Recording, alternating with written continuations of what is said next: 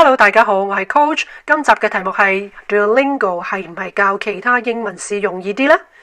近期眼見好多希望行 Stream A 嘅申請者紛紛報考英文試，有好多都能夠順利過關，但亦都有好多申請人破釜沉舟，再接再厲，一直咁喺度重考。究竟會唔會越考越高分呢？ Duolingo 係唔係更加容易取分嘅一個測試嚟㗎？一連兩集 Coach 以實際嘅行動支持你，正在喺度努力準備呢個測驗嘅朋友。第一集為你尋根究底，拆解測試，明白測試背後嘅理念同埋題目生成嘅方法，揾出征服呢個英文試嘅竅門。第二集 Coach 會為大家逐條題目講解作答技巧，部署取得最高成績嘅方法。提提大家訂閱 Coach 教育頻道，俾 like 留言、社交媒體分享，多謝支持。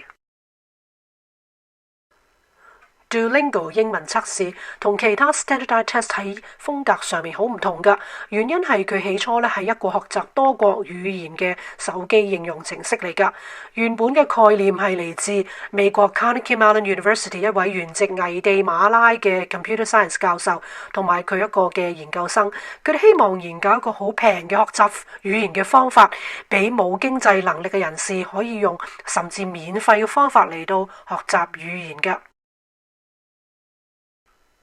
喺2011年11月 Duolingo 咧就進行咗私人嘅 beta 測試。2012年6月咧就向公眾發布咗該個應用程式。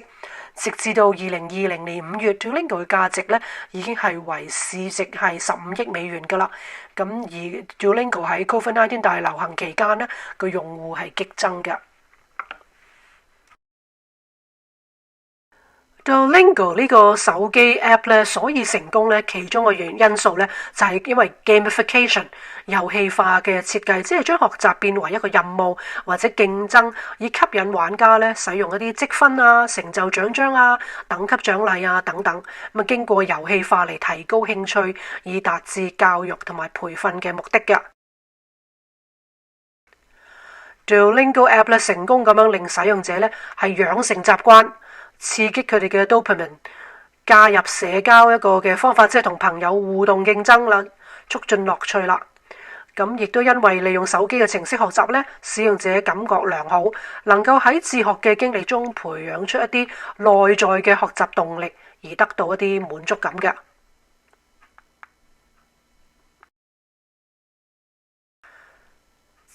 直至到2021年6月咧 Duolingo 提供咗40種語言、106個唔同嘅語言課程，咁咧超過有5億嘅註冊用戶㗎。Duolingo 就係典型嘅一個叫做 freemium 嘅代表作嚟㗎。佢最初階嘅服務咧係完全係免費使用嘅，係進階嘅服務咧就需要付費啦。呢一種經營嘅理念嘅係利潤咧，係當你用慣咗嘅時候咧，而希望得到更加多服務嘅時候咧，你就會付費㗎啦。喺2016年咧 Duolingo 就開創咗一個英文嘅測試。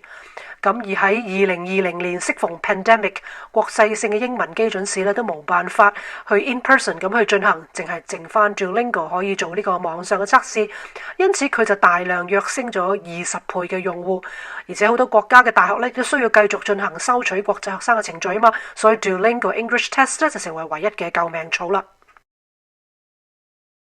喺純商業角度嚟講咧 Duolingo 較其他主要嘅英文基準試優勢嘅之處咧，主要喺收費方面㗎。另外兩個即係 TOEFL 同埋 IELTS 就要大概200蚊美金以上啦，即係 Duolingo 嘅4倍㗎。測試時間咧亦都係 Duolingo 嘅3倍，測試結果等候咧亦都係 Duolingo 嘅7倍時間。另外 Duolingo 係無上限免費將成績轉發到你需要報名申請學校㗎。其餘 TOEFL 咧或者係 IELTS 只有4-5間學校咧係包括喺個限額裏邊嘅啫。雖然係咁啊 Coach 之前咧一直感覺到 Duolingo 嘅遊戲版嘅語言學習 Apps 啊，所以咧老實講對 Duolingo 作為一個英文基準試嘅質量方面信心咧都係好有保留㗎。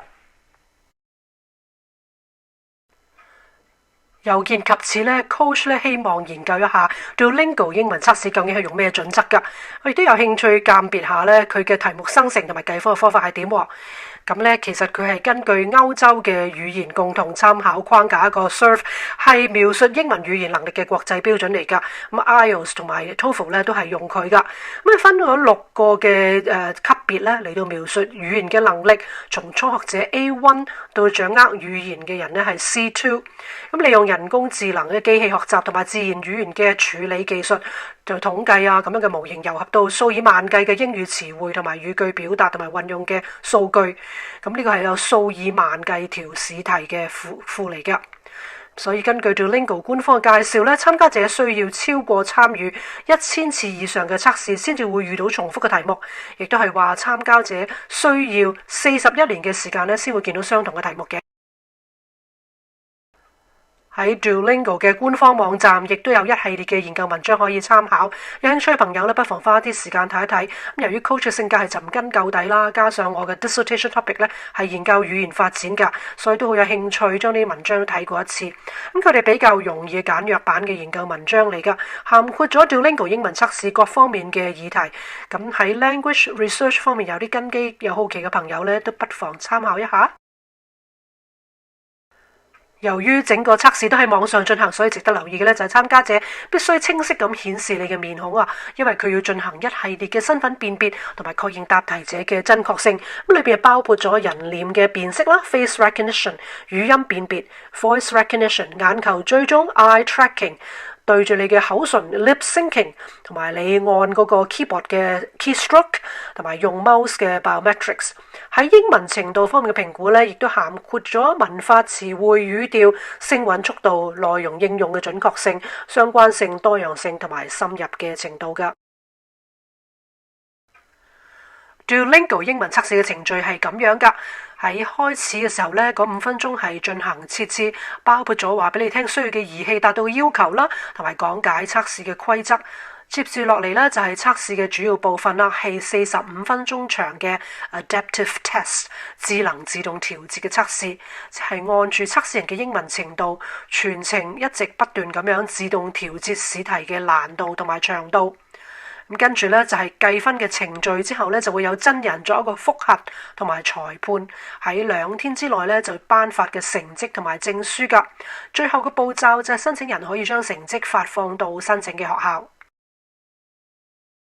第一部分嘅測試亦都係唯一一個被評分嘅部分，係45分鐘長。根據 Duolingo 嘅設計，每一次應考咧都會係獨特嘅體驗。咁咧佢話咧需要1000多次嘅測試經驗啊，先會睇到重複嘅題目㗎。咁就唔怕作弊或者試卷流出呢啲嘅嚴重事故發生啦。亦都係咧自動適應嘅長度㗎，冇固定嘅數量題目。當評分引擎對於你嘅分數有信心嘅時候，測試就會結束。咁有機會咧係短過45分鐘㗎。呢種嘅調節功能咧係顯著咁樣縮短咗時間，因為向來咧都係用一啲比較高階嘅測試啊，例如 GRE 同 GMAT 啊咁樣㗎。亦都因為所有嘅問題都集成喺一個部分，唔同嘅題型咧就會一路間住咁樣出現，容易減少咗疲倦，幫助應試者更加能夠保持集中力，同埋較難感到疲倦㗎。可能就係呢個原因啦，好多測試者都覺得個 Duolingo 嘅 English Test 係較為輕鬆容易完成嘅。試題咧亦都混合咗唔同嘅難度，喺整個測試嘅過程中咧有着一啲動態嘅變化。咁能夠睇起嚟咧比較容易，同埋因為最難啊或者係最容易嘅試題咧都唔會係出現俾參加者㗎，佢只係會俾一啲你能力範圍之內最適合嘅試題你做，咁能夠令測試者保持信心啦，同埋有啲舒減壓力嘅機會。總括嚟講咧 Duolingo 嘅測試係利用咗心理測量嘅參數 psychometric parameters， 即係考慮到測試者嘅心理同埋精神狀況㗎，能夠令參加者減少壓力同埋疲倦之下，真正發揮到語文嘅能力。測試嘅第二部分呢，有10分鐘長，係一個視頻同埋寫作嘅樣本。呢個部分呢係不設評分，只係會保留俾學校喺有需要嘅時候呢，直接睇學生説話同埋作文嘅能力㗎。咁喺數百個試題庫之中呢，你會係俾2個問題你去揀㗎。你有30秒嘅時間選擇你2題之中要回答邊一條。咁視頻嘅口語樣本就俾你1至3分鐘嘅回應，寫作嘅樣本呢係俾你3至5分鐘嘅回應。咁跟住落嚟，我哋睇下有啲咩規則啊。你必須係獨自一個人咧，喺一個安靜、光線充足嘅房間裏邊。監考人員咧需要確保你冇得到任何其他人嘅幫助，亦都要好清楚咁聽到你嘅回答。你嘅耳朵咧係要見到嘅，係唔可以被覆蓋。你唔能夠用耳機或者各樣嘅收聽器。監考人員需要確保你喺考試嘅過程之中咧，唯一係聽到你嘅聲音係從測試本身而嚟嘅聲音。你嘅面呢亦都要清晰可見，因為有助於確認你嘅身份，亦都確保你係整個人呢係完成唯一嘅一個人去完成嘅回覆㗎。咁亦都唔可以使用其他嘅材料啦，啲 mobile device 啊、筆記啊、書本啊、紙張咁樣。喺考試期間呢，你唔可以同其他人交流。咁亦都Duolingo test 係一個虛擬㗎嘛，咁所以呢，你係唔需要做筆記嘅。亦都唔可以出任何原因離開你嘅桌面同埋你嘅測試嘅窗口，全時間咧都要留喺你應用嘅程式上邊㗎，唔可以將目光從屏幕轉移。咁記住你個頭啊或者眼部咧就唔好向其他地方望啦，因為呢啲嘅外邊嘅來源咧都可能係被誤會為作弊，咁你嘅考試咧就無啦啦咧就俾人取消咗㗎啦。喺成績方面，你會得到一個總分同埋4個項目嘅得分。4個項目分別係識字嘅 literacy 應考者嘅讀寫能力、comprehension 理解能力係聽同埋閱讀方面嘅。對話 conversation 考生嘅聽力同埋口語嘅能力，係個輸出 production 你嘅寫作同埋口語能力。咁為咩同其他嘅測試唔同呢？咁雖然閱讀、寫作、口語同埋聽力都係重要嘅語言組成部分，研究發現咧，組合嘅技能咧更加可以代表語言喺現實生活中嘅使用方式。有效同埋自然嘅語言咧，係需要人咧同時係多種技能，尤其是學術方面咧，係需要互相交替咁樣去運用㗎。喺計分方面，如果同 IELTS 比較咧，一般大學咧 IELTS 係需要6.5㗎，碩士課程或者啲要求高啲學校咧需要達到7。咁相對之下咧 Duolingo 嘅就係大概係105至到115左右。咁即係話，如果呢個得分係達到105咧，就會比較安全啦。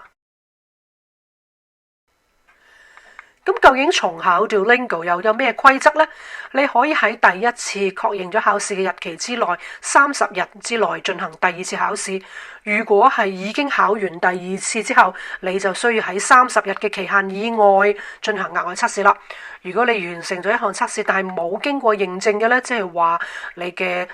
俾人取消咗你嘅資格呢，咁就係唔會計入呢2次嘅測試嘅限制期限裏邊㗎。咁呢個係嘅規例呢，係確保考生呢唔會白費喺太短嘅時間裏邊重複考試，因為結果呢係唔會有明顯嘅分別㗎。我哋睇睇呢個圖呢，就經過幾次重複嘅測試㗎，最多嘅得分呢都係集中於喺0呢一點，即係話幾次重複嘅考試呢，差別呢大部分都係0㗎。咁即係話，如果重考嘅試得分幾乎相同呢，就係說明咗考試嗰個嘅可靠性啦。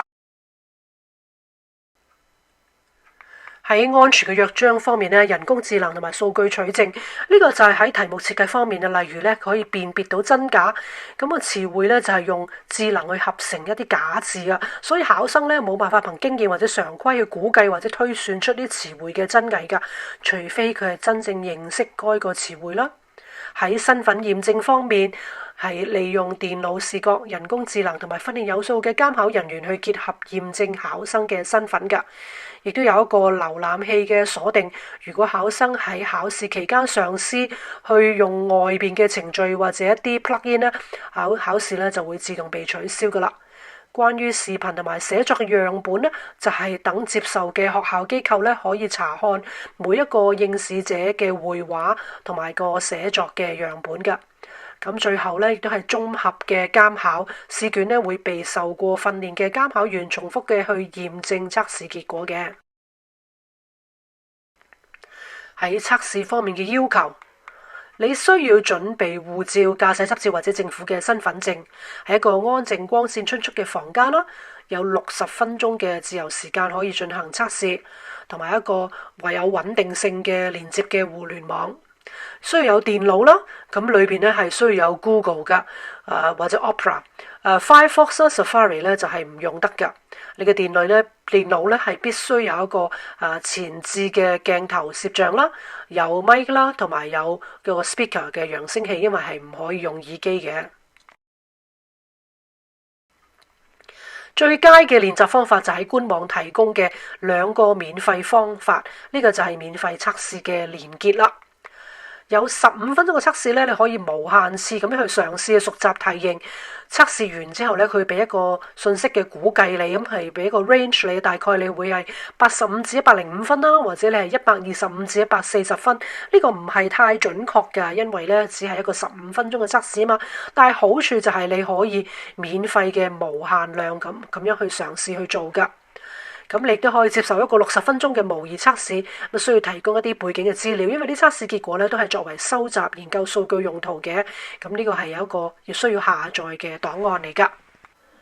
Coach 花咗大量時間嘗試尋找有關 Duolingo 英文測試嘅 published research， 真係少得好可憐。即使流傳住嘅大部分研究報告咧，都係其實係 Duolingo 分定資助㗎，而且好多研究人員咧都係啲 grad student 嚟嘅啫。Coach 對 Duolingo English Test 有以下嘅睇法：喺個 security 保密同埋安全性咧 ，Duolingo 係高㗎，因為佢用咗好多科技啦，例如 facial recognition 啊、eye tracking 啊咁樣去做到監考。IELTS 嘅 home version 咧就係相對於嚟講咧係低嘅，因為佢官方咧亦都係提出咧話佢嘅成績咧只係 indicative only， 即係話僅供參考。關於 TOEFL IBT 咧，佢嘅保密性安全咧應該係中等啦，因為佢亦都係有提供一個即時嘅 proctoring service 嘅，即係話有監考員嘅，佢係利用咗一間 ProctorU 嘅公司嘅。咁但係咧 TOEFL IBT 咧係唔可以用 Mac 機考嘅。至於試卷保密，基於試卷保密嘅考慮咧 IELTS 同 TOEFL IBT 咧喺中國大陸咧係唔可以進行㗎。Coach 個人認為咧 Duolingo English 嘅 English Test 嘅可靠性咧 reliability 係相對好嘅，即係話重複嘅測試咧嗰個嘅成績咧都會係好相同嘅，但係佢嘅有效性即係 validity 咧係相對低。咁點解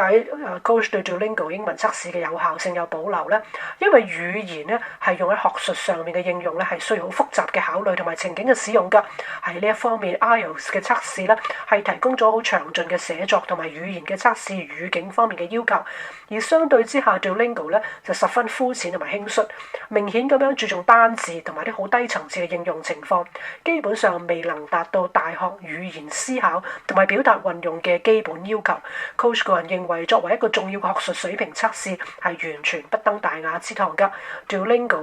如果係作為一個第二語言日常生活應用嘅評估咧，就相當稱職喎。基於呢個測試係較為簡陋同埋初階 ，Coach 認為咧係缺乏咗充足嘅研究報告嘅原因嚟㗎。